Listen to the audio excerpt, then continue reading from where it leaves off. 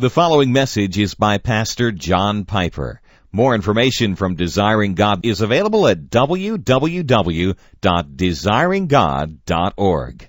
2 Corinthians chapter 1, verses 23 through chapter 2, verse 4.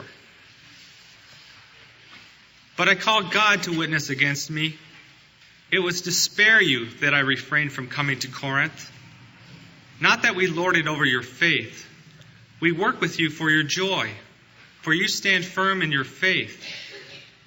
For I made up my mind not to make you another painful visit. For if I cause you pain, who is there to make me glad but the one whom I have pained?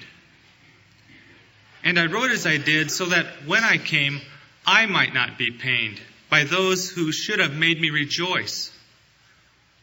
For I felt sure of all of you that my joy would be the joy of you all.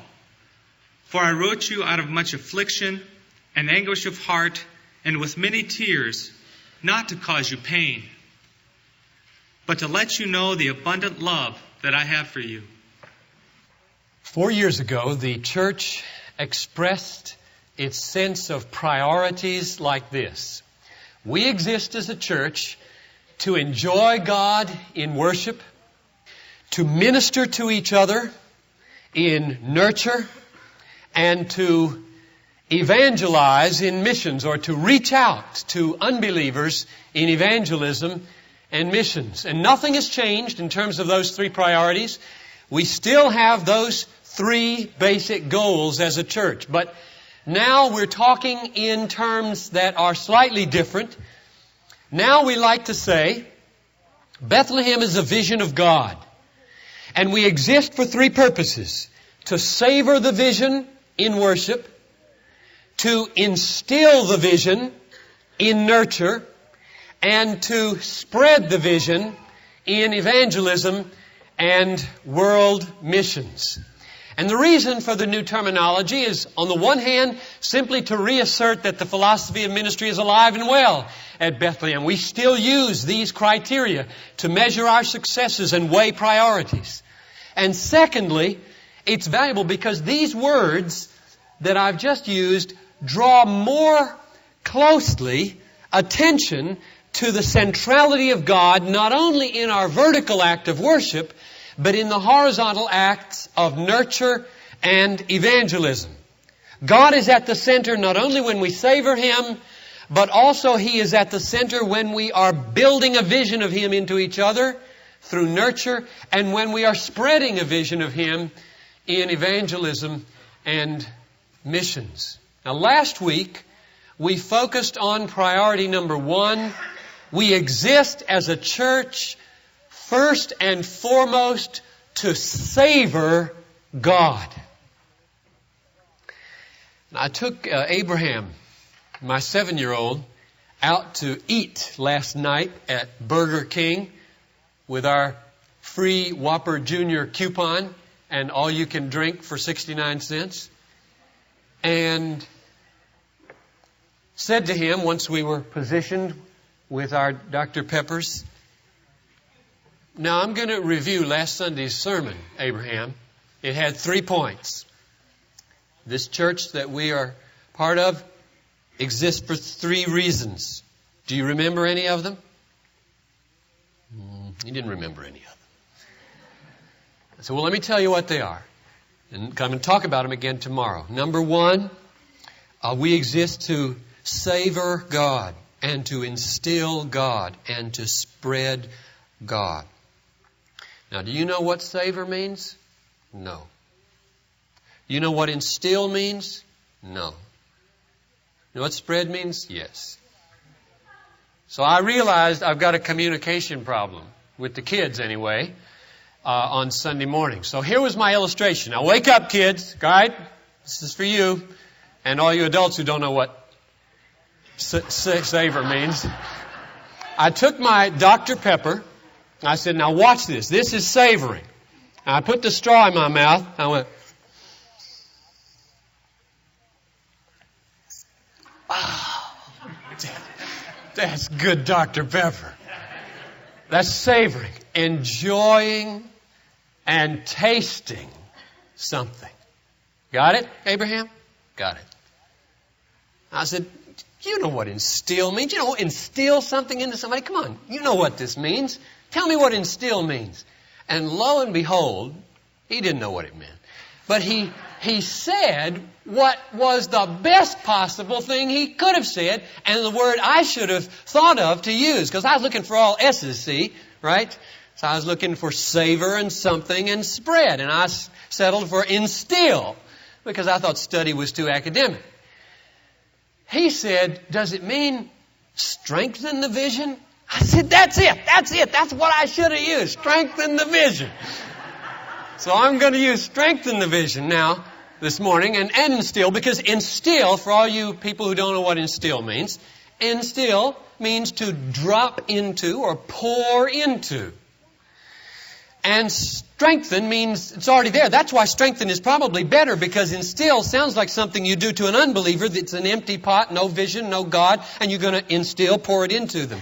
And that's not what I mean. I'm talking about believers when I talk about instill.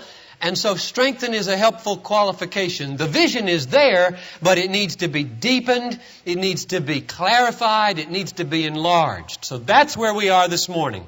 Priority number 2 at Bethlehem is that we exist as a church to help each other see God more clearly, more deeply, more largely than we ever had before. And I call that nurture. Now, the reason I use the word nurture is because it's got a family ring to it. Nurture is used in the King James Bible one time. You know where? Most of you know where. Ephesians 6:4. Bring your children up in the nurture and admonition of the Lord. It's a family word. It has that ring to it. If you look it up in the dictionary, it says breeding, training, educating. Comes from the same Latin root as nurse. Nurture. So, what I mean then is that our priority number 2 is that we are to engage in all kinds of horizontal activities that by means of this nurturing, caring, breeding, educating, build into people, strengthen in people, instill in people a bigger, deeper, clearer vision of God. Things like teaching, conversing, visiting, working together, playing together, studying, encouraging, counseling, admonishing, rebuking. Anything that we do towards other believers ought to be done with this number 1 goal. I am going to, by my demeanor, by my attitude, by my tone, by my facial expression, by what comes out of my mouth, clarify, deepen, and enlarge this person's vision of God. That's why we exist for each other. To let it happen for each other. Now the text I want to put underneath this priority is 2 Corinthians chapter 1, verses 23 and 24. Let me give you a word of background. The Apostle Paul had intended to go to Corinth, and he changed his mind, and he got into no end of trouble with his opponents because of his mind change. You all know, don't you, that if you've got enemies, people who don't like you at work or in your extended family or in the church, that you can't do anything right. You try to say something, twist. You try to do something, twist. You can't do anything right if they don't like you. Almost anything can be turned against you. Well, Paul knew that. He had enemies at Corinth. And let me show you by reading verses 16 and 17 with you what they were saying. You just listen on the other end of the telephone as Paul talks to see what they were saying in Corinth. Here's what he says in verse 16. I wanted to visit you on my way to Macedonia and to come back to you from Macedonia. And have you sent me on my way to Judea? Was I vacillating when I wanted to do this? Accusation number 1. Do I make my plans like a worldly man? Accusation number 2. Am I ready to say yes and no at once? Accusation number 3. You can hear him. He's a vacillator. He speaks out both sides of his mouth. Look at there. He said he was going to be here in December and he just waits in Ephesus. He can't be counted on. He's duplicitous. And so they went after him over this little thing. A change in travel plans. I mean, don't you feel for a leader like that who just can't do anything to please his opponents? Now, what is the reason why he didn't come? He gives us his own understanding of things in verse 23. And notice how he begins with this solemn oath. Can you imagine taking an oath to correct your travel plans? I mean, this is serious business. It's so strange that such a little thing would be elevated to such an importance. He says, I call God to witness against me. In other words, let me be slain by the Almighty if what I say now isn't true. It was to spare you that I refrained from coming to Corinth. Now, what does that mean? It means that Paul knew something was wrong in Corinth. And if he had arrived there would have been sparks. There would have been trouble and pain, as he calls it, in the next 4 verses of chapter 2. And he didn't want the pain. He didn't want another painful visit, another conflict. And so what did he do? He changed his plans. He wrote them a letter. He prayed for them. He planned to come later. And he said, Lord, turn that situation around so that when I go, I won't have to go with a rod. As he says in 1 Corinthians 4:21, I can go with meekness and love. Now, Paul has got a kind of holy paranoia about this church. I hope I'm not dishonoring him in saying that. A holy paranoia. That is, every time he writes a sentence, he's listening with other people's ears as to how this is going to be heard by his enemies and opponents in Corinth. And he writes the word, the reason I didn't come was to spare you. And he can hear what they're going to do with that sentence. Spare. Oh, listen to him. Spare us. Who does he think he is? He's always lording it over your faith. Spare, as though he's always got this rod that he can withhold it and then show that you're beholden to him, or he can use it on you. What kind of an apostle is that? He heard him. And so what does he write in the next verse? You can almost hear him sighing that he has to write things like this. Not that we lord it over your faith. That's not what I meant when I said spare.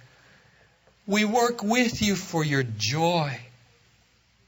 For you stand firm in your faith. Now here's the verse I want us to dwell on for the remainder of our time. Verse 24. Because in it, Paul gives his goal in his horizontal relationships with fellow believers. And his goal is a model for us, isn't it? I don't see anything in this verse that would suggest only apostles have this goal and only first century people have this goal. This is a goal that can be lifted out, taken into my heart and yours with no difficulty or abuse of Scripture whatever. What is his goal? He says, not to lord it over the faith of other people, but to work with them for their joy. So what does he mean? He means, my goal is not to exalt myself, not to call attention to my authority, not to serve my own reputation. My goal is to come in alongside you, shoulder to shoulder, and be a servant of your happiness.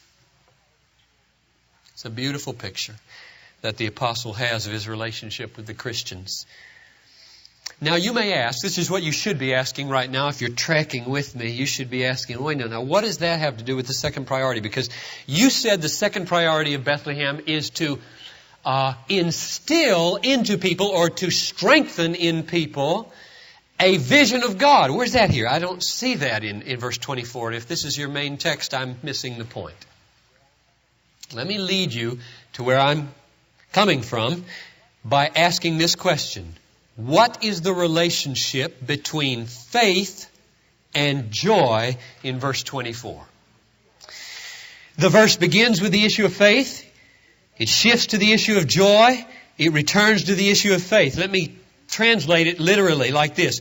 We do not lord it over your faith, but we are fellow workers with your joy. For by faith you stand. Now let's consider the relationships between the first two statements. We do not lord it over your faith. We are fellow workers for your joy. Here's my question when I read that. What is the contrast? What is being contrasted in those two statements? And the answer, I think you'd all agree, is what is being contrasted is lording it over and working together. That's the issue. Either you're puffing yourself up and lording it over someone's faith, or you are a fellow laborer, shoulder to shoulder with those people. The contrast in these two clauses is not between faith and joy. So that when you read it, putting the contrast where it belongs, it sounds as if joy and faith are almost interchangeable. Listen.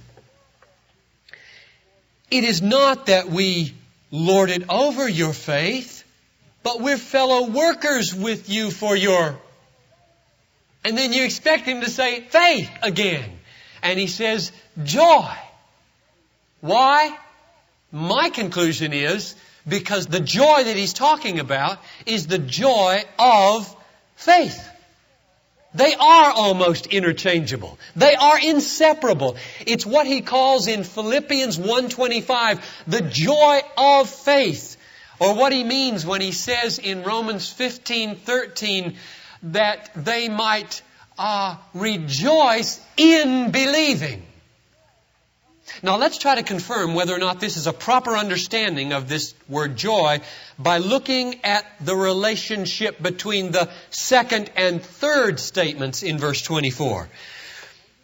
We are fellow workers for your joy, for by faith you stand. Now, the emphatic position in the Greek is given to the word faith, not stand. And so the English versions that flip them around and make this sound like what he's really stressing here is the security of their stand is not correct.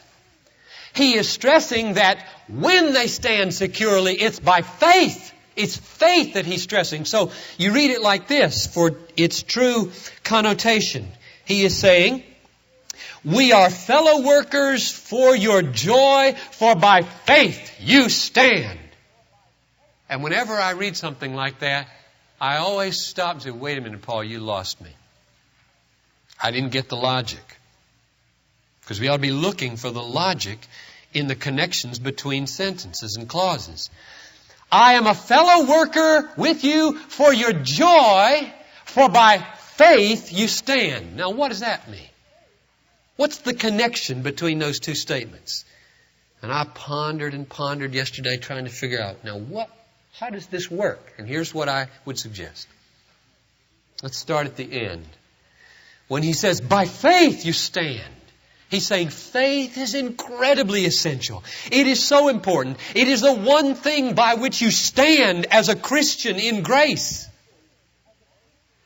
Therefore, you always turn a for into a therefore when you're reading the other direction. And I know some of your versions only have and, but I think you would agree probably that the connection is one of for. Therefore, I work with you for your... And then he calls it joy, but the logic of the verse collapses unless it's the joy of faith. And if I just translate it joy of faith, there's no problem at all. Everybody can see it. So let me do that from beginning to end. We do not lord it over your faith. We work with you for your joy of faith. For by faith you stand. And then it all comes clear that the overwhelming important thing in the Christian life is faith. But Paul never conceives of faith apart from joy. And he wants them to see that they're not notches on his gospel gun. He cares about them, and therefore joy becomes the keynote at the middle of this verse. Paul's goal then is to advance their joy of faith. And that is what our goal should be. Now let's go back to my question again because we're still not there. What's that got to do with priority number 2? Priority number 2 is build into each other, strengthen for each other, instill in each other a vision of God. But now I've brought you to the point at least where I hope you can see that all joy that is spiritual, lasting, and God-honoring is the fruit of faith. It comes from faith. And therefore, if you want to seek somebody's joy, you must seek to strengthen and deepen and enlarge their faith. But I just ask you now, faith in what? And the simplest answer is God. And there's the connection with priority number 2. I've just started with priority number 2 at the root rather than the fruit. Priority number 2 is to build into each other a bigger, clearer, deeper vision of the God who is to be trusted, that we might have joy unspeakable and full of glory. So our goal at Bethlehem ought to be joy for each other. And beneath that, it ought to be faith in God for each other. And beneath that, we must, as Abraham said, strengthen our vision of such a God who can be trusted. So as I conclude my part this morning, I commend to you this. Would you pray earnestly and seek earnestly for relationships in the body of Christ where that can happen, where you can be used of God to build a vision of God into others, and they can be used to build a vision of God into you? I have a friend in Wheaton, Illinois. John Armstrong is a pastor of a conference church there. And I just want to lift him out and present him as an illustration of someone with whom I have developed over recent years a warm, deep sense of camaraderie that has brought me more strength and more joy than I had before I knew him. He's a great comrade in arms. We're on the telephone every other week or so, back and forth to Wheaton. And I was on the phone with him last week, and we were sharing together about the ministry and about what we were preaching on and strengthening each other's hands in the Lord. And he told me about his sermon a week ago, which was on Nicodemus. And he said, I went at it in a new way, John. I focused on the availability of Christ late at night to this man. And in preparation for this message and thinking about that kind of availability and relationships in the body of Christ, I went to Paul's letters and I went to the ends of those letters and I counted 1, 2, 3, 4, all the names of the people that Paul wanted greeted. Remember those places? Greet so-and-so, greet so-and-so, greet so-and-so. He said, John, did you know there are over 100 names at the ends of Paul's letters?